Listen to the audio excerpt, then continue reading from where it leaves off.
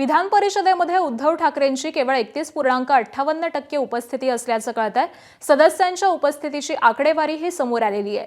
काही सदस्यांनी सलग 3 अधिवेशनामध्ये एकदाही हजेरी लावलेली नाहीये, तर काही सदस्यांचा 90%हून अधिक उपस्थिती राखत आदर्श दिसून येतोय।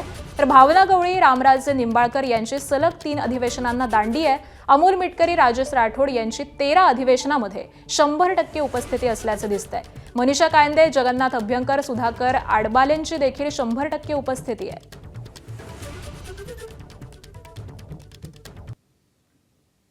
आणि उद्धव ठाकरेंची विधान परिषदेमधली कामगिरी आपण जाणून घेऊयात।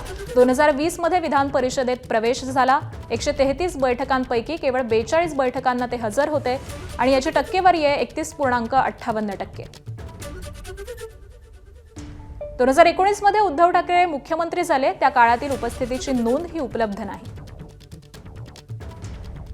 2022 मध्ये मुख्यमंत्री पदाचा राजीनामा दिल्यावर पावसाळी अधिवेशनात एकदाच हजेरी होती। 2025 च्या अर्थसंकल्पीय अधिवेशनात 16 पैकी केवळ 4 बैठकांना उपस्थिती। तर अशा पद्धतीची उद्धव ठाकरेंची ही कामगिरी आहे। एबीपी माझा, उघडा डोळे बघा नीट।